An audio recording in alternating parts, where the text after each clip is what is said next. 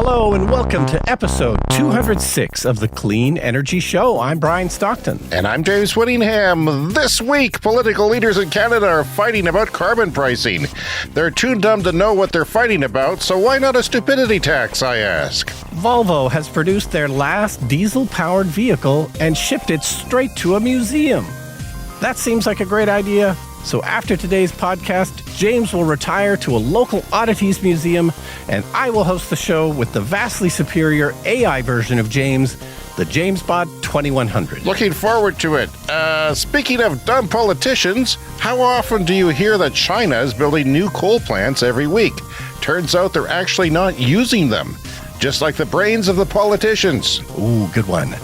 Australia has introduced their first ever rules for vehicle emissions. What's next? Laws to stop Australians from throwing another shrimp on the Barbie? All that and more in this edition of the Clean Energy Show. And, of course, there's a lot more on the show this week.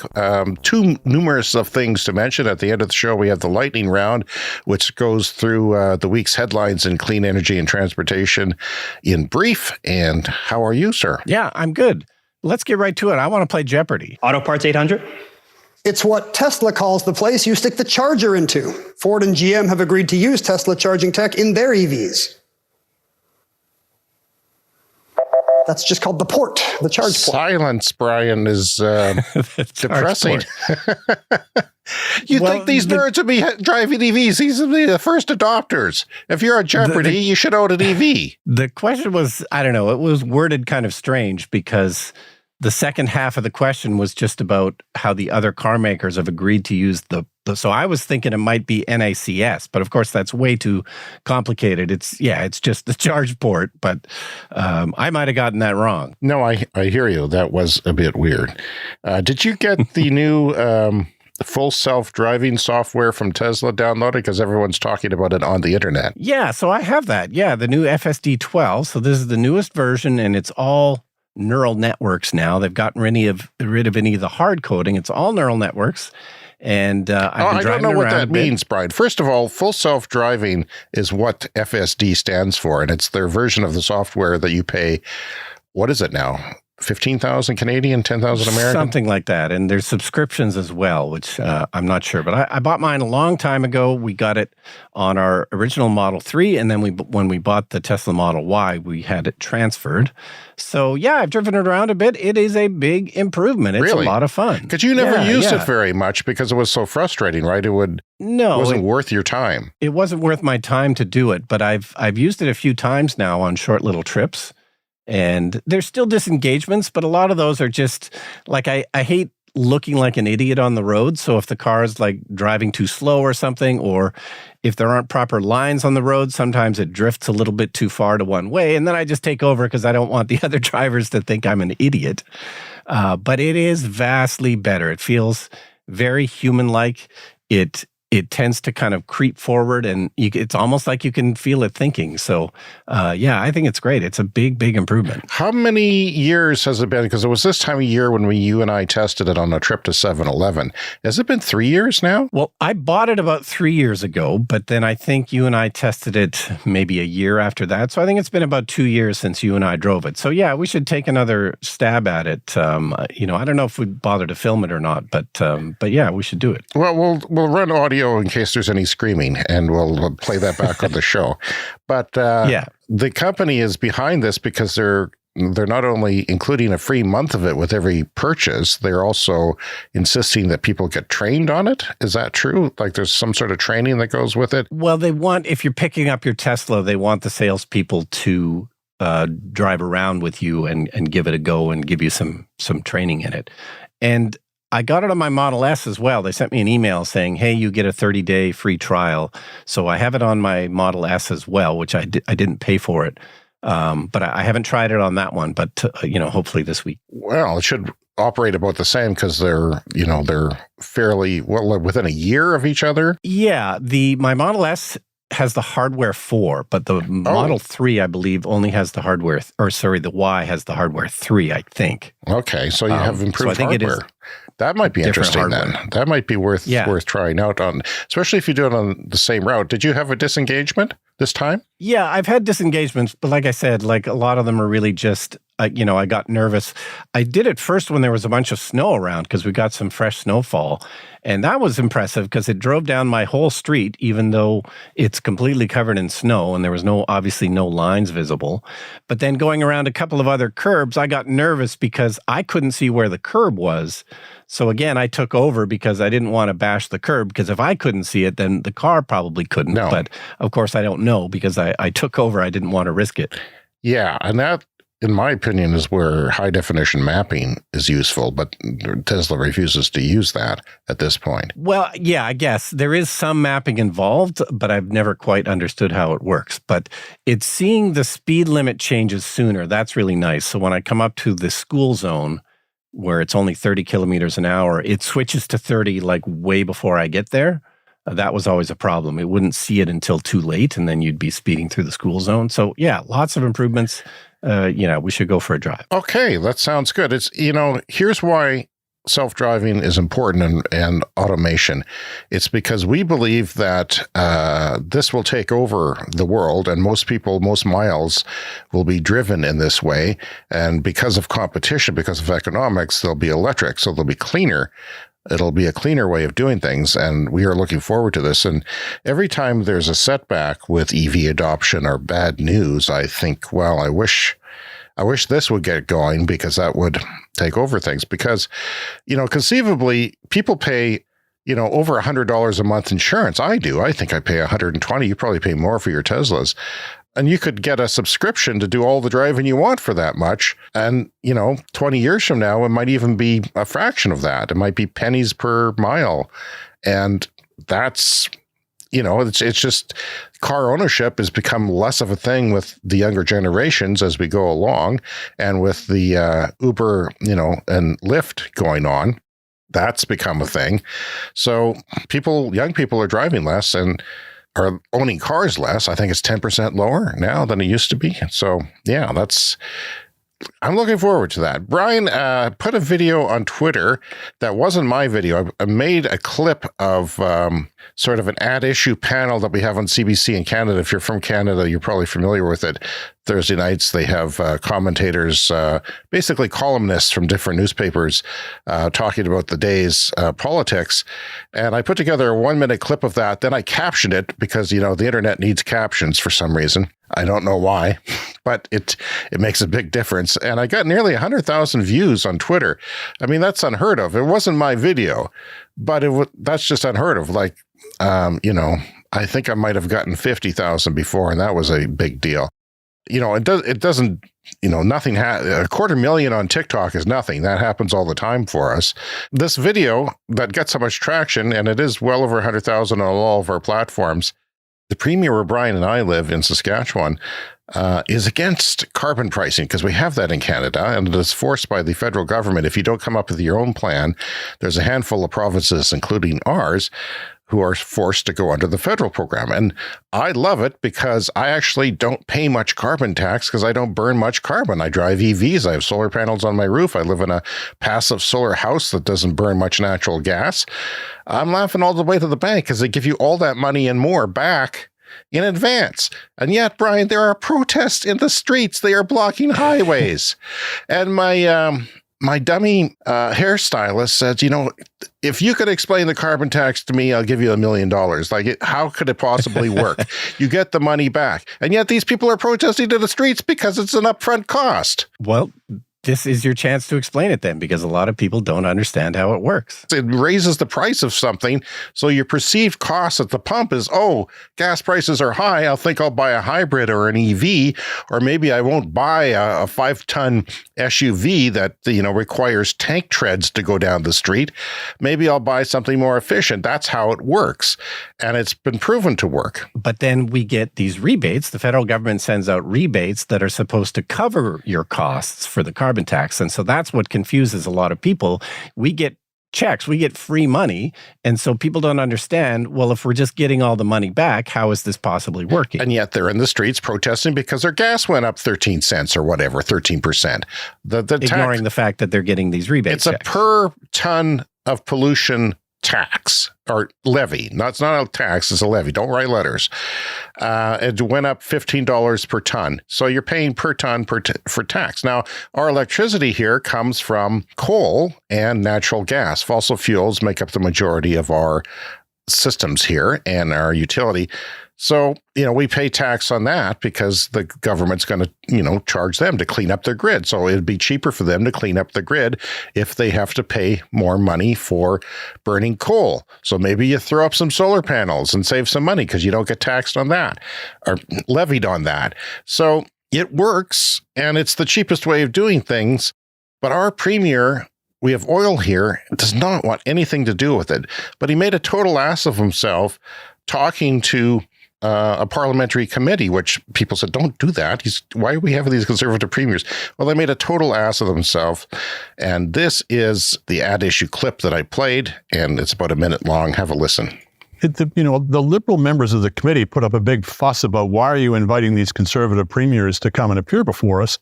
I actually think it probably did the Liberals more good than harm by a country mile, because what you saw on display there with each of them was just an absolute parade of nonsense. You saw how completely dishonest they were about the costs of the carbon tax, and whether basically just once again ignoring the rebates that are available that for 80% of households, as the parliamentary budget officer has found makes them more than whole. But also when they were asked for their alternatives, it was just fantasy. It was well, maybe we could amend the Paris Accord, or maybe we could get China to reduce its consumption of coal, or maybe we could get other countries to accept to give us the credit for the carbon reductions they made by using our liquid natural gas rather than claiming the credit themselves. Well, why would they do that exactly? Was not answered. Or my favorite, the topping it all was Scott Moe the day before, who was when he was asked alternatives, said, well, we looked at all the alternatives and they all cost more than the carbon price. Yeah. Gosh, I wonder what we should conclude from that. That was Andrew Coyne, who is a columnist for the Globe and Mail national newspaper in Canada. You also heard laughing there Chantal Hébert. She's a columnist for the Toronto Star. I've been watching Chantal for years. I didn't know she could laugh. She was killing herself. She could barely hold herself together at how ridiculous Scott Moe, our premier, was in his childish arguments against carbon pricing. And the final kicker is that everything else is more expensive than what we're doing, and yet they still don't want to do it. It's the stupidest thing ever. And of course, it's the same people who are part of the trucker convoy who are out there protesting because they don't like the federal government. The federal government who makes women equal, who makes progressive things that they don't understand about the environment, and who made them wear masks and things like that. That's the backlash. So, yeah. And also this weekend, moving on, I watched the movie Tar with Cate Blanchett. That was an Oscar-nominated movie from last year that I didn't get to right away. By the way, I don't want to give reviews, but I did quite enjoy it, and I thought the Cate Blanchett performance was one of the finest movie performances I've ever seen in my life. Big fan of good acting, and that was quite a thing.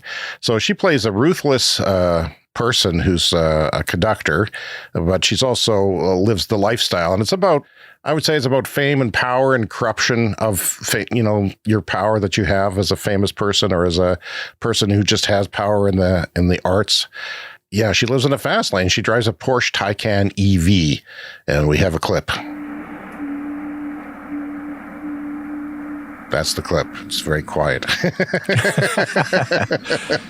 Well, we've seen it in the past. They've actually added engine noises, like combustion engine noises to EVs in movies in the past, because they would have thought that the audience would be confused. If you go to the IMDb page, it'll have movie goofs that nerds like to point out mistakes. Well, they pointed out when she lost her mind later in the movie and went, ballistic driving down the street, that there was engine noise added, but it wasn't. It was actually the Porsche engine noise that is added itself. Like a lot of these premium cars will add engine noise so that you have some feedback from your flooring it.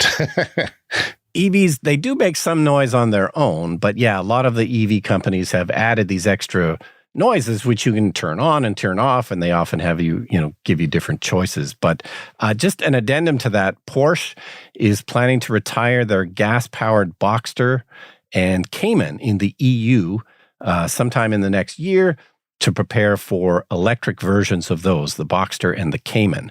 So those are coming to an end very quickly in the EU and will be replaced with electric versions of them. People like Porsche are in an odd situation with the adoption of EVs because EVs can be so fast. In fact, some of those big trucks, the pickup trucks, are faster than the eco versions of some Porsche 911s. Not all of them. There's many versions of them.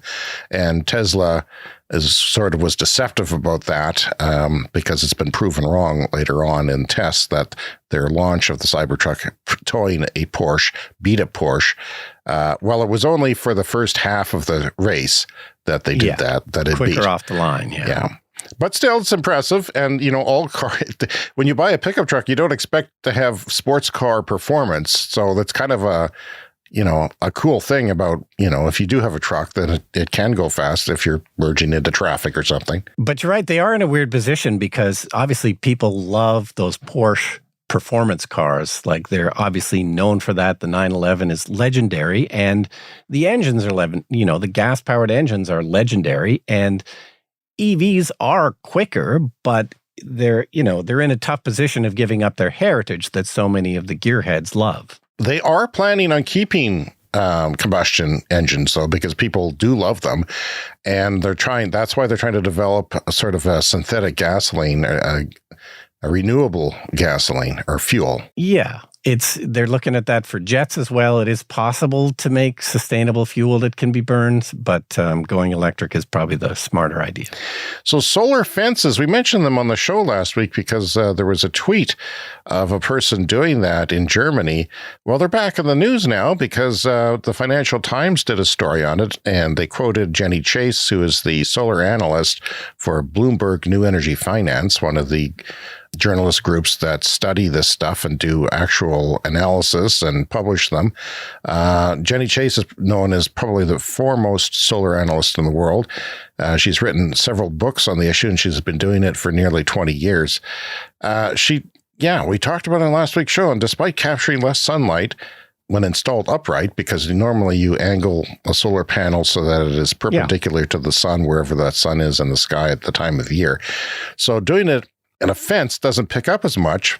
However, where we live up here in Canada, the sun gets pretty low in the wintertime, so it hits fairly directly to a vertical thing. And then when you have snow on the ground, it's even better because it reflects off the snow and onto the panels. Yeah, and you can even get bifacial panels as well to pick up power from both sides. So that it seems like a great addition to, northern latitudes for that reason. You'd maybe have some with a normal angle and then some as a fence. It'd be great. Well, here's the thing, Brian. Fences are very expensive. You probably haven't done a fence. I've been doing fences, and like I said before, I only do it a few boards at a time because it's $7 a board, and that gets me about 4 inches or something like that. And then you put a little, I don't put spaces between my boards for privacy's sake. So yeah, lumber's expensive, and I think it's even more so in Europe. So it's actually the solar panels are becoming so cheap that they're using them as a building material for garden fences. And a very rough calculation, she says, suggests a solar fence could cost as little as €30 per meter.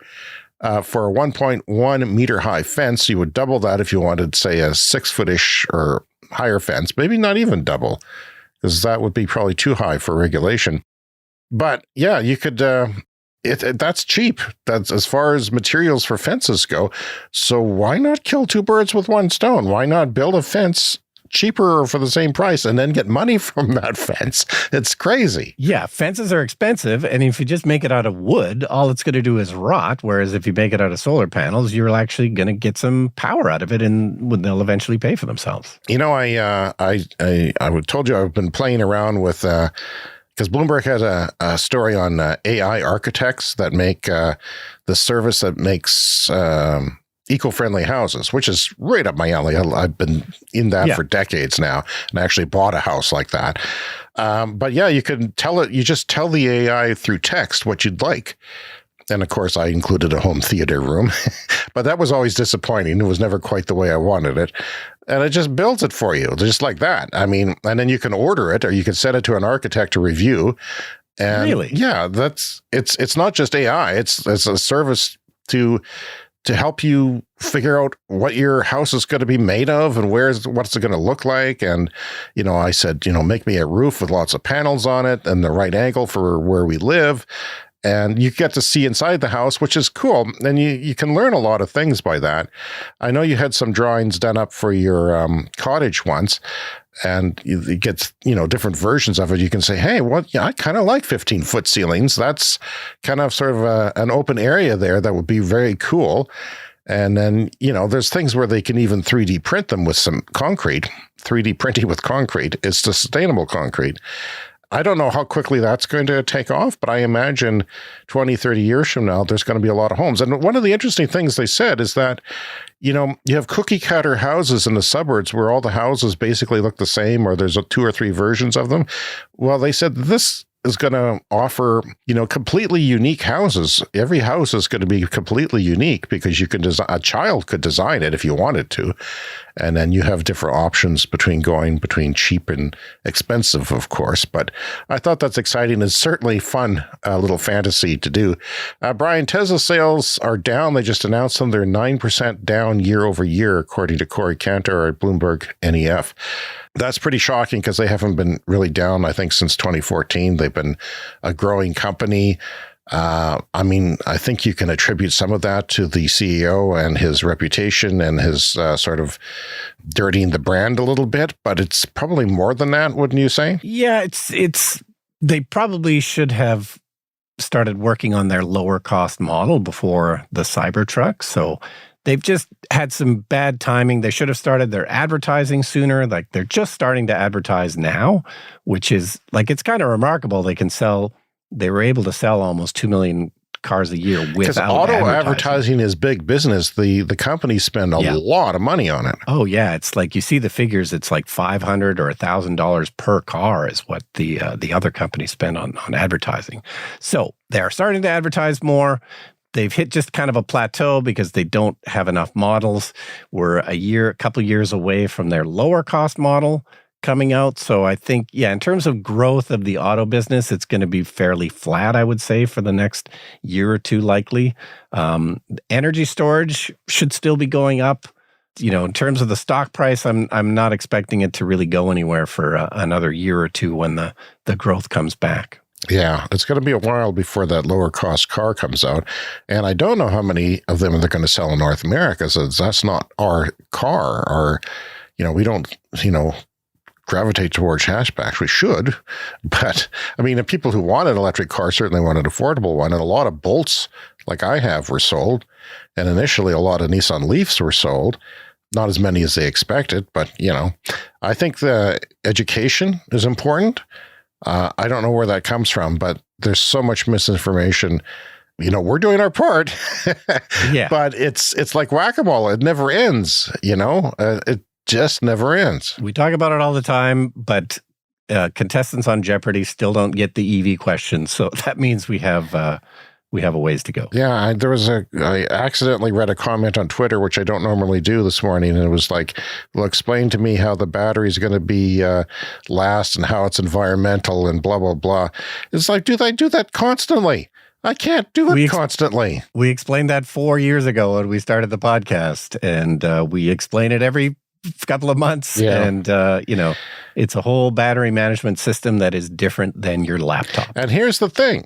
Start with this fact. People don't buy EVs right now, for the most part, because of environmental reasons. They buy them for technological reasons or financial reasons. Those two things are the reasons why EV sales, the first round of them, happened. Very few happened. Primarily, the pusher of people buying the car wasn't environmental; it was technological. And boy, and the understanding is that they're a compromise, and they are not. They are better. I love not going to a gas station. Oh, it's the best. And I love not getting oil changes.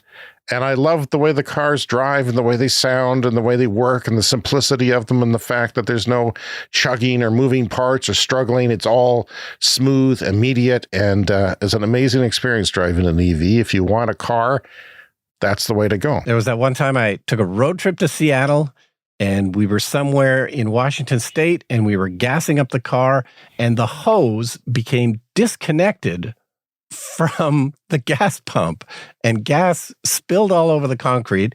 We were very lucky that we didn't immediately explode. It's a good thing you're not a smoker, Brian. That's all I can say. If there was a metal part on the hose and it had hit the concrete and sparked or something, it would be game over for me. Later in the show, I'm going to talk about a popular YouTuber named Mr. Beast giving away e-bikes, thousands of them, worth a lot of money to poor people whose lives are changed because of these e-bikes. So that's one of the stories will be coming up. Okay, so Volvo has made their last diesel car and put it straight into a museum. I thought that this was a fantastic sign of the times kind of story. That's where diesel cars belong in a museum, along with the steam engines. Yeah, so Volvo was making diesel cars for 45 years. And between 2012 and 2016, diesel accounted for half of the powertrains in their cars. That was not that long ago, 2012 to 2016, half. And yeah, the final one is an XC90. It's a large SUV with a 2-liter four-cylinder turbocharged engine, and it rolled off the production line in Torslanda, Sweden, and then is heading to the World of Volvo Museum in Gothenburg. Now, I will say that they're still making diesel trucks, so they haven't completely gotten out of the diesel game. But for cars, they are completely out. They are planning to go all electric for their cars by 2030. That's the most ambitious target set for any of the legacy automakers that are talking about EV plans. It's like nearly half of all the cars sold in 2017 in Europe were diesel. In 2017, half.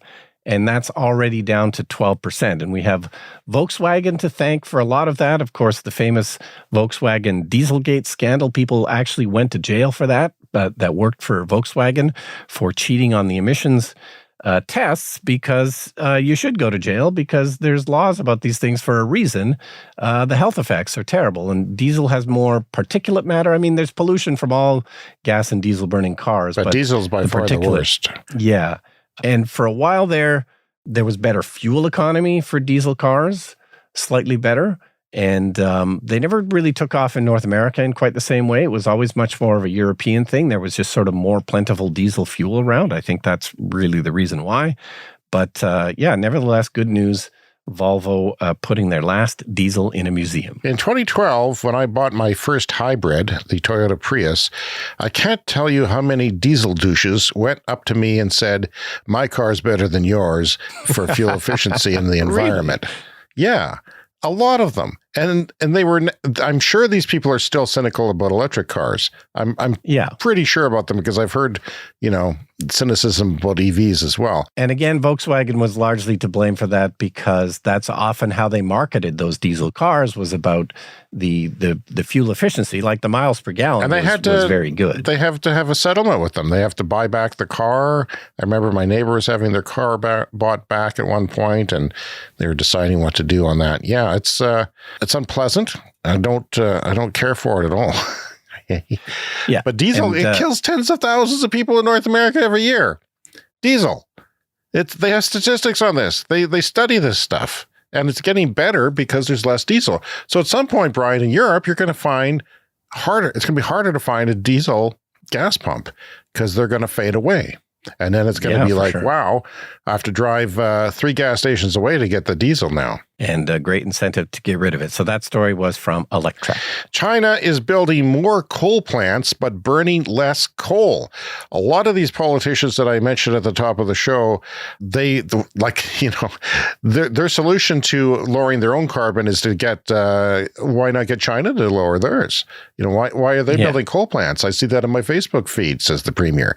Well, China is building coal plants, but they are operating less frequency with their capacity factor, a measure of how often they run at maximum power. That's what a capacity factor is.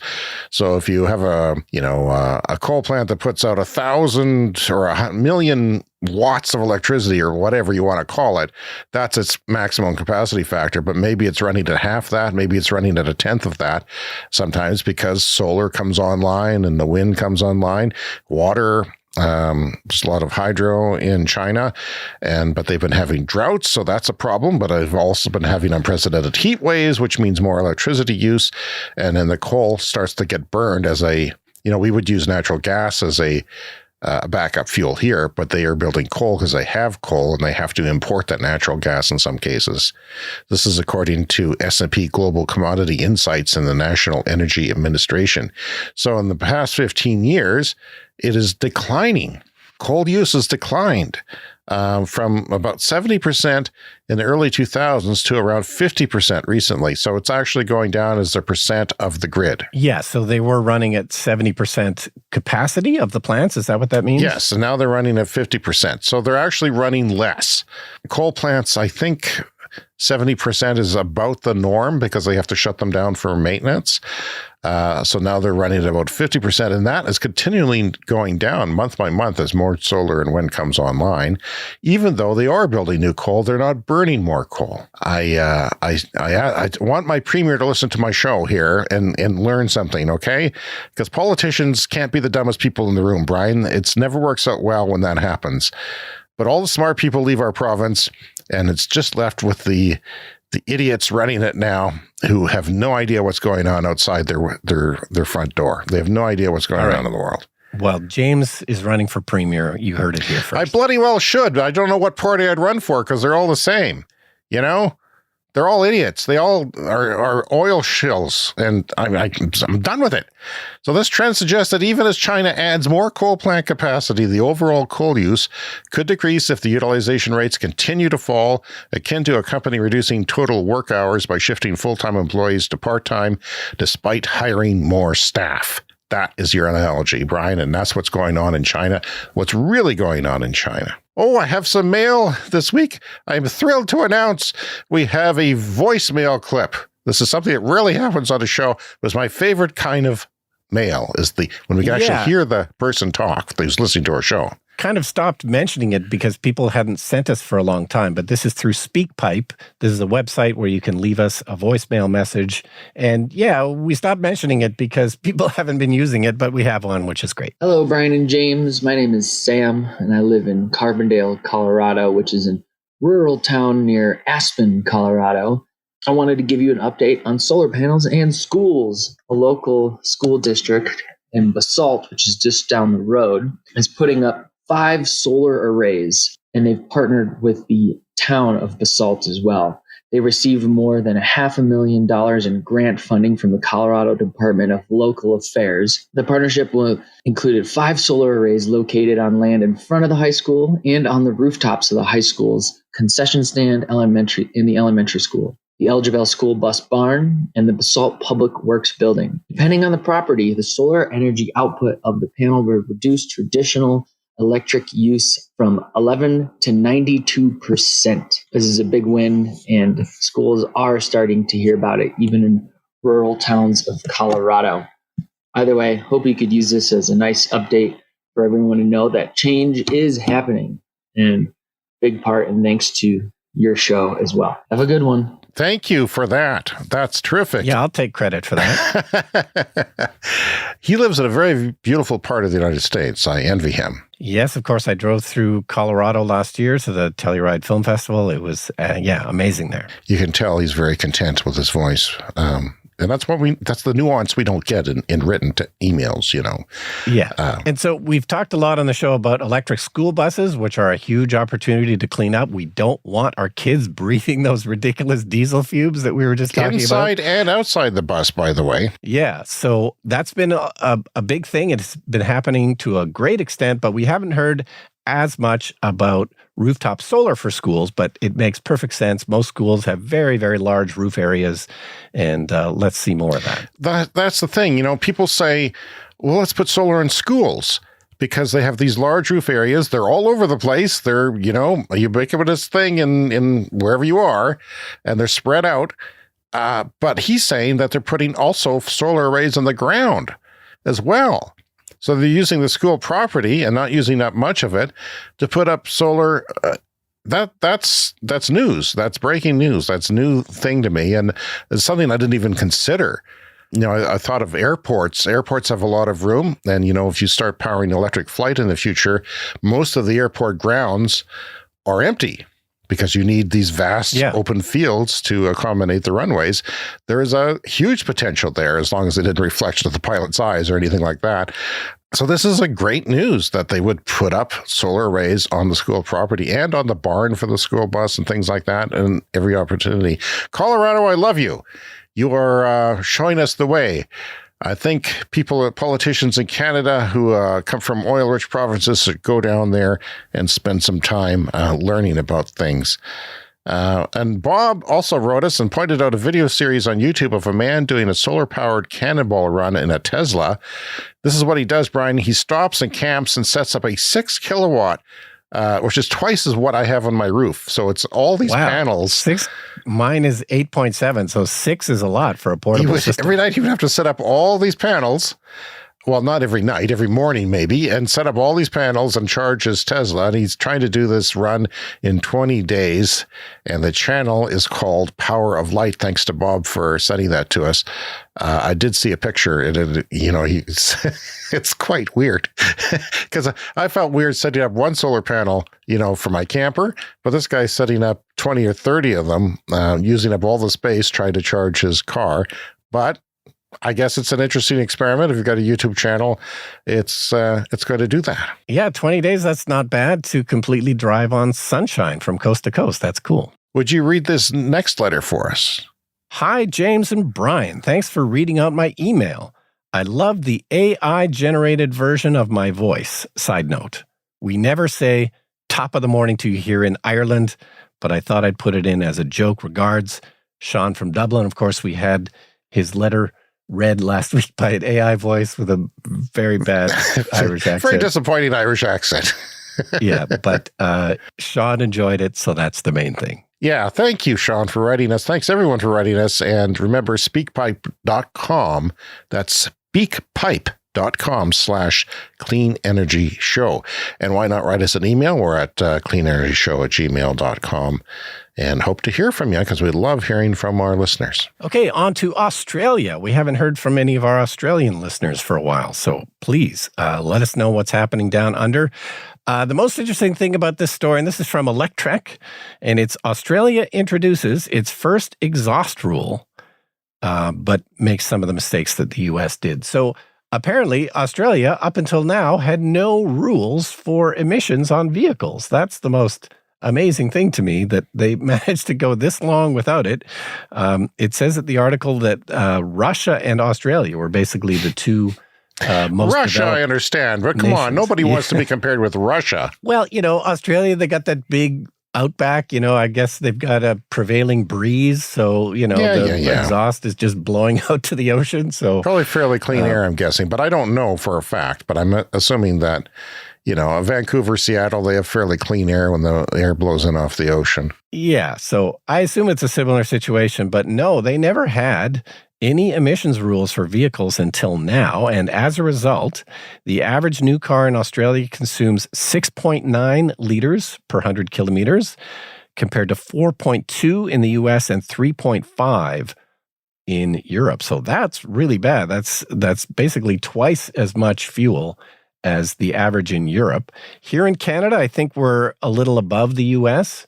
These are the metric measurements for it. The carbon levy, the rebate is based on people driving 1 or 2 8-liter per 100-kilometer SUVs, which is typical of an SUV for city driving. Everybody drives an SUV or larger, so it's not surprising. But because mine is the equivalent of like 1 or 1.3, then I'm laughing all the way to the bank with my rebate, but no. Yeah, so Canada has very inefficient cars, but it sounds like Australia's a bit worse. basically one of the problems here is that there's a footprint rule. So they're kind of making some of the same mistakes that they've made in the past here in North America, is that larger cars are allowed to pollute more. This has always been a fault in these rules. There's unfortunately some similar problems with the rules in Australia, that larger vehicles are going to be allowed to pollute more. But that's one of the reasons why we have so many giant SUVs in North America, so many giant trucks, is that the larger vehicles were treated differently in terms of fuel efficiency. And of course, they should probably be treated a little bit differently. But, this was always turned into a loophole for the car makers in North America to just pump out more large, inefficient vehicles. But at least it's a start. Australia now has their very first rules for emissions. So the United States recently revised their plan, and they've delayed things a little bit, but they're still fairly strong in the long run for what they do. So that means that if you're a car company and your fuel emission standards are too low, you have to sell more EVs. And to do that, you have to educate your workforce on how to sell them, which is a big problem so far. And you have to educate consumers of your product who are buying your car, and then you have to sell them at a reasonable price. So that's why these mandates are in place, is to get the adoption of cleaner cars onto the market and save lives with air pollution. Yeah, and a quick shout out to Toyota, who is, of course, arguing against these rules. They argue against emission rules all the time. We'll see where that leads them in the future company, once people finally get on board with EVs. Mr. Beast Philanthropy is giving away e-bikes to poor people in the United States. They've done this before, Brian. This is a very, very, very popular YouTuber, has something like 100 million plus subscribers. Wow. Potentially wealthy man, but he puts all of his money back into the videos. He started, I think, one of the first videos that got him big was giving $10,000 to a homeless person. Made a video about it, made more than $10,000, made $30,000, put it back, kept doing it. It's like his own pyramid scheme. But he's also a decent person, and he started a philanthropy, a charity. And I just love watching what they do, because they bring solar panels to villages in Africa, and suddenly they have, the kids can study after dark, their schoolwork. The school has light and heat and cooking and batteries and all these things that they do around the world. They help animals. They help all kinds of things. His real name is Jimmy Donaldson. He's a prolific American content creator renowned for his generous philanthropy and captivating challenges on YouTube. They did a Squid Game reenactment, a real Squid Game. How many people died? Nobody died, but, a lot of money was spent. Millions were spent. But then he got it all back because people watched, and, but the philanthropy is great. They partnered with Electric E-Bikes. This is an e-bike manufacturer, and they're giving away $600,000 worth of e-bikes, which is only $600, unfortunately, because they're $1,000 each. But yeah, he first gained significant attention for his viral stunts and giveaways, where he donates large sums of money to individuals, friends, or charitable causes, often incorporating innovative and entertaining competitions. And you don't know who he is, but he's there. And I recommend, at the very least, that you guys listen to his or watch his philanthropy channel, because just watching, you'll donate a few cents to his charity and it'll work. And it's always entertaining. A little bit too, I could watch half-hour documentaries on the 6-minute videos he makes for his philanthropy, and I would be completely entertained, because it's fascinating to me. And I think it would be to a lot of people, but he's addressing the attention span of young people, and it just goes by way too fast. But I would just love to know more about how they work. So beyond his generosity, Mr. Beast has also launched ambitious environmental campaigns, such as planting 20 million trees and removing trash from the ocean, showcasing his commitment to positive global impact. This is just a screwhead 20-something, Brian, that you would normally not give that much credit to. But he's doing good things, so he has my respect and admiration. His magnetic personality and creative content have amassed a substantial following, making him one of the most influential figures on the platform and, in fact, on the planet. In just the USA, over 150 million people have limited transportation. That's almost half the population. And in even poorer countries around the world, lack of transportation is even higher.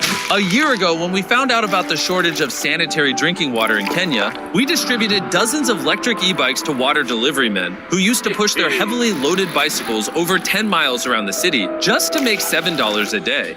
With their new bikes, they are now able to do a lot more trips per day, which leads to significantly more income for their families. So this is one person who he helped. Maria is an immigrant from Guatemala and a single mother of 2 children. And she has an arduous walk on her 14-hour dishwashing shift each day in North Carolina. This is Maria, a single mother of 2 children who works for 14 hours a day washing dishes, only to send the little pay she has back to her children in Guatemala, who she hasn't seen in years. Pues el tiempo que yo tengo aquí, ya para 5 años. And on top of her long working hours, she still has to walk for miles every single day just to get to and from work. This is the first of hundreds of bikes that we're going to be giving away across the country. And because this is the first one, we're going to surprise Maria with an extra $5,000 in cash. Okay, let's go surprise her. I got you a present. Maria told us she donates whatever she has left to feed poor kids from her village back home. So on top of the $5,000, we surprised her with an additional $7,000 so that she can help her village in Guatemala. With this new bike, Maria can easily get to and from work in only 10 minutes. Not being able to get to work or to get to school or to get to your medical appointments, it exacerbates the problems that people face, and it keeps them trapped in the circumstances that they are in. There are some places that they just don't have buses nearby. So it's just one of those things where you have to walk a long way, even just to get to the bus, and then you have to commute a long way. This is a big deal for poorer people. So yeah, that's just an example. In Kenya, people were delivering water and making money to support their families. But if you can imagine going up and down hills all day to deliver this water, the e-bike changes that. So it's something that we touch on a lot on the show, how, electrified transportation, like last mile, individual small scale batteries like this, which are getting better, which is enabling all this, and plus a lot of investment into the tech of the motors and everything, that is really improving the world, changing the world, Brian. Yeah, and e-bikes and e-scooters are likely to make a bigger impact than electric cars are in terms of, global reduction of emissions. It's amazing. So another person was Conrad. He walked 4 hours every day for work, 2 hours there, 2 hours back. And he was the type of person who could work 80 hours a week, but without transportation, it was hard for him to even work 40. So yeah, it's transportation can be up to 15% of a low-income person's income, going to transportation. So if you give that 15% for food or other things, that's important. So alleviating that cost helps people get out of poverty. And most people with cars, they only do half their trips. They're only like 2 kilometers or less, half the trips in a car if you do own a car. So some people who are poor who own cars, you can save money by reducing the number of trips that you do in the car. And yeah, so that's just some good examples of how an e-bike can do that. What worries me, though, is will they get stolen? What are they giving them big ass locks for these things? I don't know, because that worries me too. You can take the batteries off, but bikes get stolen, and I would hate to see the benefits to these people's lives gone. Yeah, it could be a problem. But yeah, so many of the car trips we take in North America, if you just watch cars driving down the street, 99% of the time, there's only one person in the car. Let's start replacing some of those with e-bikes. It's finally spring. It's finally warm today. We have still some snow melting here, but I'm very much looking forward to taking out the e-bike and biking more this summer. Me too. And I'm fearing, though, the air is going to be acrid with smoke because it's been a dry winter and a warm winter. Keep an eye on the forest fire smoke again this summer. Okay, so moving on to another story from Electrek. China files lawsuit with the World Trade Organization against the U.S., citing discriminatory policies for EVs in the Inflation Reduction Act. So this has always been a bit of a question. We talked about the Inflation Reduction Act many times. It's a massive, massive bill that has spurred all kinds of manufacturing in the U.S. for EVs and batteries. It's really been a remarkable thing, but the U.S. has a lot of catching up to do. China was really several years ahead of the U.S. in terms of things like electric vehicles. But there's currently a lot of tariffs and so on that are keeping the Chinese EVs out of the U.S. And, they're arguing here in their brief to the World Trade Organization that these kinds of subsidies are unfair to the Chinese automakers. We've seen them making inroads in places like Australia and New Zealand. They're starting to make inroads in Europe. But here in North America, we still don't have that many choices for electric cars, mostly from the legacy automakers. They're still fairly expensive. The Chinese ones would be lower cost. And basically, the argument from the Chinese is that the ultimate goal of the Inflation Reduction Act is to reduce emissions. But if in the process you're putting up these trade barriers and keeping Chinese EVs out of the market, then are you really accomplishing the actual goal of the Inflation Reduction Act? So we'll see what happens. This was always going to be a bit of a question. Were people going to complain about the rules? Of course, Chinese EVs have subsidies of their own, and that's been one of the arguments against letting in Chinese EVs to Europe, to the US, is that they perhaps have what might be called an unfair subsidy. Maybe the U.S. now has an unfair subsidy.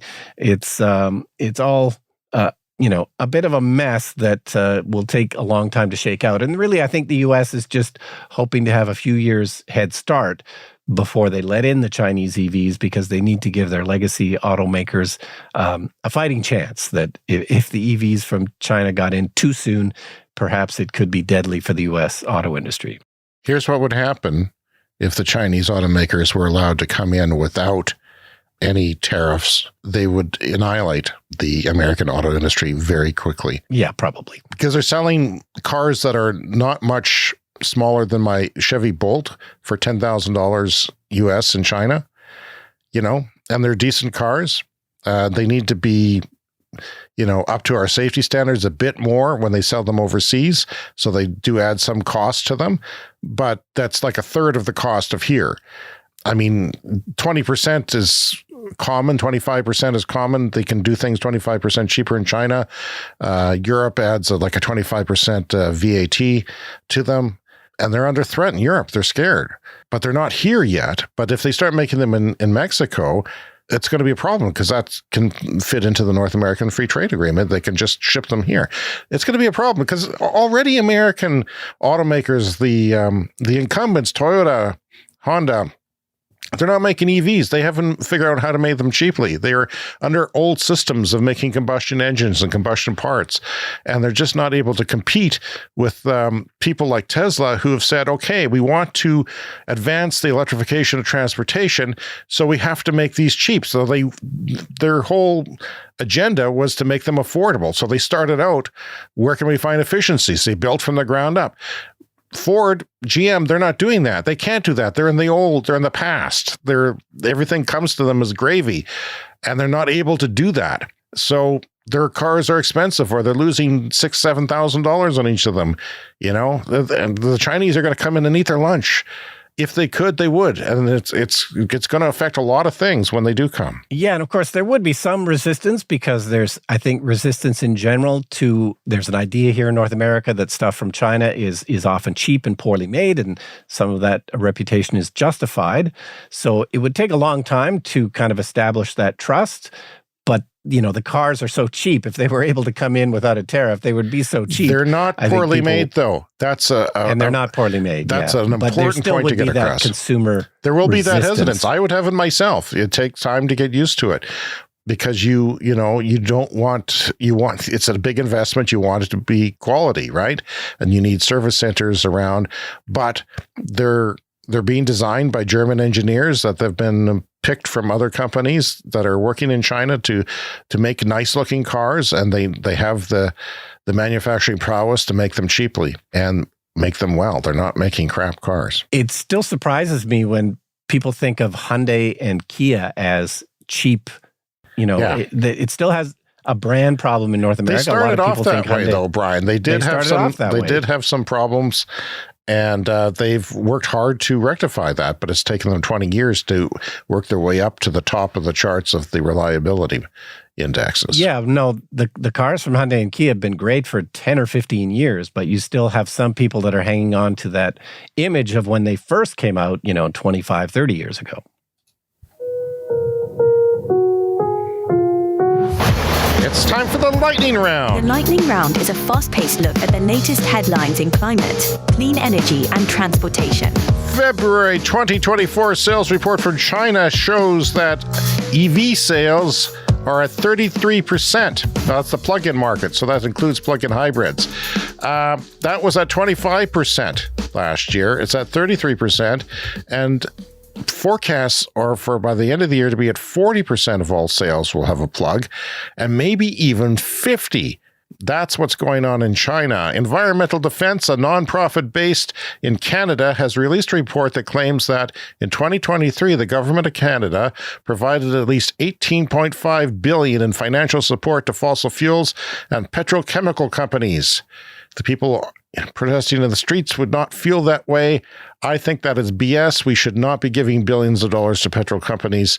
This includes over $1.3 billion for carbon capture and storage projects, which is just a way to keep burning fossil fuels and is not an economical or sensible way of doing things, according to the experts. The world still runs on oil for now, but that doesn't mean we have to subsidize them and give them free money. The Biden administration announces $1.5 billion conditional dollars committed to support the recommissioning of a Michigan nuclear power plant. When finalized, the loan will finance the restoration and resumption of an 800-megawatt electric nuclear generating station in Covert Township, Michigan, which is a relatively small nuclear reactor. A lot of money for 800 megawatts, Brian. Yeah. China's leading electric car maker, BYD, recorded over 300,000 EV sales in Q1 of 2024. That's up 13% year over year. Remember, I don't know what the sales are compared to Tesla, but they had beat Tesla in the last quarter of last year, which was big news because it seemed like the Chinese were starting to surge forward, and some people predict that BYD will be the biggest car maker in the world by 2030. But yeah, 13% over last year, which is not a huge increase, but it is an increase. This is a CES Clean Energy Show Fast Fact. Only about 3% of the existing dams in the United States generate electricity. Didn't know that. What? There's a lot of dams that exist for non-electricity. Are the rest of them made by beavers? I don't think they're counting the beaver dams. I can't say for sure, but if the beavers start generating electricity with their dams, they'll have my respect. A Caliber survey indicates a decline in potential Tesla buyers in the United States, partly due to CEO Elon Musk's controversial image. Despite strong sales growth last year, Tesla's consideration score dropped to 31% in February. That is down from a high of 70% in 2021. So by their measurements, he is affecting the view of the brands. Factors such as Musk's politics, his other economic concerns, and lack of new affordable models and rising competition are affecting Tesla's brand and demand, with experts predicting a slowdown in Tesla sales compared to the overall EV market growth. 60% of the 33 million EVs expected by 2030 are projected to be in suburban areas, according to a report from the National Renewable Energy Laboratory in the United States.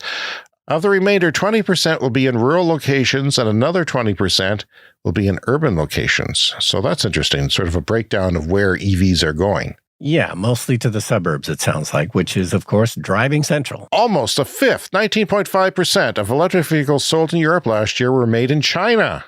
And this is on track to reach 25% this year. That's no wonder they're shaking in their boots over there in the auto industry. Yeah, so they have been allowing Chinese EVs into Europe, and people are buying them. Microsoft alone is opening a new data center globally every 3 days. These power-hungry operations will together consume more than 480 terawatt hours of electricity, or almost a tenth of total U.S. power demand by 2035. And that is up from 4.5% in 2025. So it'll be 4.5% in 2025, and 10% of the U.S. electricity will be for Microsoft data centers. Let that sink in. I don't think of Microsoft as needing as many data centers as, say, someone like Google. So imagine if that's the figure for Microsoft. Well, here's the thing. Google. Microsoft is part of ChatGPT, and that is taking off. I've used it for designing a house, right? I mean, those are heavy consumers of electricity. Yeah, so that's something that we've been talking about this year. One of these new things that is creeping up, the incredible electricity use of data centers, and especially with AI being a high consumer of it. You worry about EVs crashing the grid. Well, these people are talking about building their own nuclear reactors for their ChatGPT. That's incredible. U.S. power production in 2023. Let's have a look at that. Rooftop solar, that's solar just on rooftops, was 2% of all electricity in the United States. That's amazing. That's fantastic. I wouldn't have guessed it's that much. Just on people's houses, 2% of U.S. electricity. It's a lot more in Australia. Where I think 30% roughly of all households have solar on the roof for different reasons. Utility PV, that's big solar farms that you would see put up by the power utilities in the countryside, was 4.3%. So that's only a little more than twice of what was on roofs. Wind was 11% of U.S. electricity, and hydro was 6.2%. Curbside EV charging pilot in New York City seems to be a success. In 2021, the city signed an agreement with Flow. That's my favorite charging company because they have plug and charge for my car. I could just plug it in and not have to use a credit card or anything. It just charges my car. Yeah. In 2021, and they're a Canadian company, in 2021, the city signed that agreement. And it specializes Flow in curbside chargers. It's one of their big parts of their business. And so they signed this agreement to install and maintain 100 of them for the pilot program. The installations were completed in January of this year. And the street spots for the general public cost $2.50 per hour. This is for level 2 charging. So this isn't your super fast charging, huge connection to the grid, lots of money, almost as much as gas.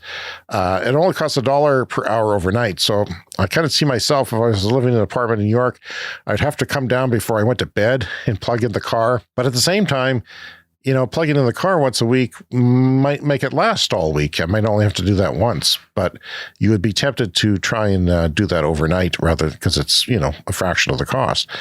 They're located in all 5 boroughs, with the majority of them in Brooklyn. This is from the International Energy Agency. In the last 10 years, the CO2, the carbon dioxide intensity of global GDP, has fallen 20%. Thanks to energy efficiency improvements and the decline of emissions intensity of the global energy supply. In other words, less coal, more renewables. So the percent of CO2 in relation to GDP has fallen 20%, which is pretty good, even though it's going up. No, there's always been a concern that if emissions are dropping, then the economy is dropping. But, that is no longer the case. And finally this week, Indian Railways. That is the organization that does railways in India. Indian Railways plans to become a net zero emitter by 2030. Why is that important? I'll get to that. Most of India's electricity is generated from fossil fuels, primarily coal, but the energy mix is improving fast. Indian Railways is India's largest consumer of electricity. Can you believe that? Wow. The railway. And it wants to be net zero by 2030 in 6 years. By comparison, other major railways in the world, like Deutsche Bahn in Germany, have a net zero target of only 2040, and Amtrak in the United States, 2045. So Indian Railways is creating from scratch as much renewable capacity as a small European country, Brian, including 5 gigawatts of solar parks. That's like 5 nuclear reactors worth of solar parks in the countryside just to power rail. The transportation is truly remarkable, and most of the rail is electric now. So, that's really come a long way, especially considering the country isn't all that affluent yet. All right, well, that is it for our show this week. Take the time to contact us. We're at cleanenergyshow@gmail.com. And around social media, you can find us at Clean Energy Pod and also somewhere on SpeakPipe. speakpipe.com/cleanenergyshow. You can find videos of our show on TikTok and YouTube, including special content not featured here on the podcast. The Clean Energy Show store is linked in your show notes, where you can buy t-shirts and other stuff and display your pride in our podcast. We thank you for listening. If you're new to the show, as many of you probably are, please remember to subscribe to our show on your podcast app, because that way you get new episodes delivered every week. And we do this every week, Brian, and we could probably do it twice a week because there's so much going on in this space and it's so exciting. We'll see you next week. See you next week.